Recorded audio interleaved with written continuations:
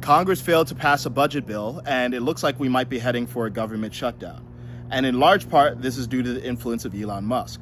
Now, depending on how you feel about Elon, you might view this as a positive or a negative thing. And in this video, I'm going to give you comprehensive context on what exactly is going on. And I'm also going to offer you my perspective on the influence of Elon, billionaires more generally, and the legislative process. First, here are the facts. Every year, Congress has from about February until October 1st to pass a bill for the following year. So this year in 2024, they were forming the budget for 2025. However, if they miss that October 1st deadline, then they form what's called a CR bill, or continuing resolution bill. That bill is meant to be a temporary measure that maintains the prior year's levels of funding in order to prevent a government shutdown. And they need to pass that bill before December 20th, when all the Congress people go home for Christmas, in order to ensure that the government doesn't shut down. Now, the concept of a government shutdown sounds bad, but it's pretty common. There have been 21 government shutdowns in the last 50 years. And even during a government shutdown, essential services are still maintained, like the operation of our military or Social Security. So in this case, the CR bill typically would have just mimicked 2024 levels of funding for 2025. However, there's several things that make this year unique. First is its length. It's 1,547 pages long, and only 8 of them are actually CR bill. The rest of it is about supplemental funding and legislation. The second thing is that rather than just maintaining 2024 levels of funding, there's actually $100 billion extra allocated to this CR bill. Most of that $100 billion is for disaster relief, and that $100 billion constitutes a 6% increase over 2024's budget. Now, you might not have any issues with that, but what's raising hackles is the fact that most Congress people had less than 24 hours to read the entire 1,500-page bill. Most Congress people were given the bill on December 17th and expected to vote on it less than 24 hours later on December 18th. This is because both Democratic and Republican leadership in the House formed the bill, but that process wasn't transparent to the rest of the Congress people. On top of all that, there were specific provisions in the bill that many people objected to.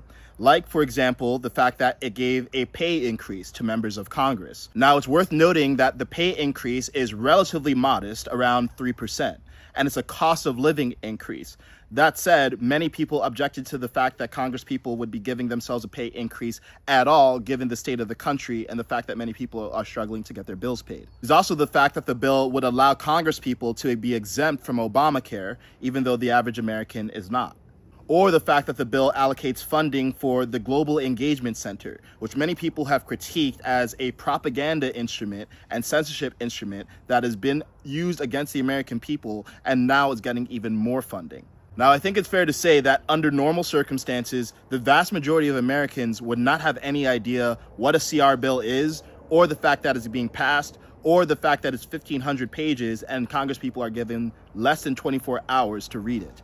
But what's unprecedented about this is that Elon Musk heard about it and started posting a lot about the whole situation on X.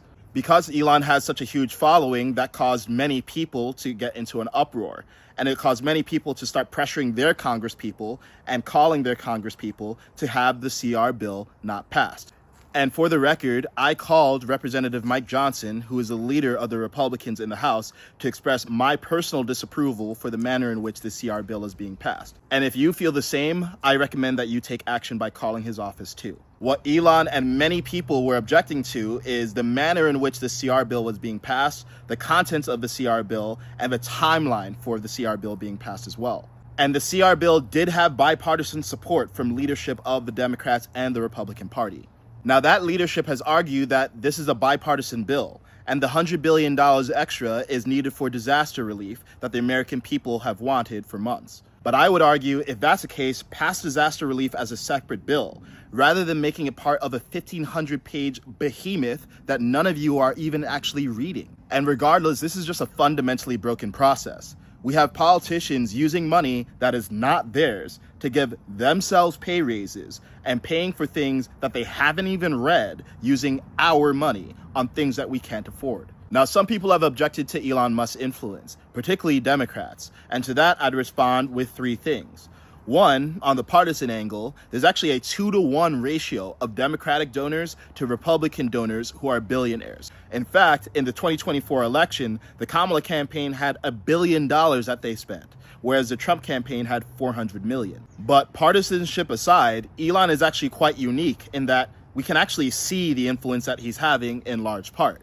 Because in this particular case, his influence was simply using his voice and amplifying it to his large audience. And in reality, it was not just Elon saying that he opposes this, it was the people agreeing that they also oppose the CR process as well. Now, I think it's reasonable to be skeptical of anyone's influence, billionaire or not. And Elon certainly has a lot of influence, and some of it we can't see and is not transparent. But in this particular case, we can see exactly what he was standing for. And his individual voice only helped amplify the voices of millions of people who disagreed with this entire dysfunctional process. Now, on the flip side, do we get to see any of the influence of George Soros or Bill Gates or many of these Democratic mega donors or Republican mega donors for that matter on the democratic process? But all of that aside, I think this is actually a tremendously positive development for all of America. So many of us have become disillusioned with politics because we feel like politicians don't have our best interests in mind, and we feel like no matter who's in office, nothing seems to change. But what's changed this time is that we have a degree of transparency and a public square in X where we can actually speak up and we can actually be listened to if enough of us actually exercise our power as a people. I mean, look at what happened. Elon Musk lit his watchtower, and then the rest of us did as well. And as a result of that public pressure, our elected representatives heard our voice, realized that we're watching, and realized that they could not engage in this dysfunctional process and waste our tax money because they didn't have their shit together. We made it clear to our elected representatives what we actually want done with our money, and they responded. I mean, if that's not democratic principles in action, I don't know what is. The reason we felt so disempowered about American politics for so long is because for so long, the government has operated in secrecy. And when there's secrecy, the government has power over the people. But when there's transparency, the people have power over the government.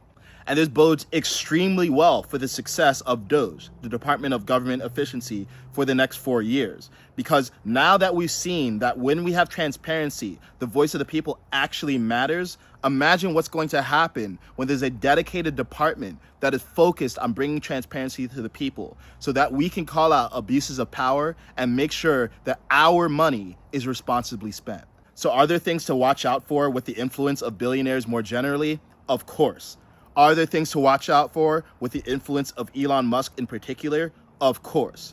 But at least we can see what he's doing. And in this case, I think what he's doing is a good thing.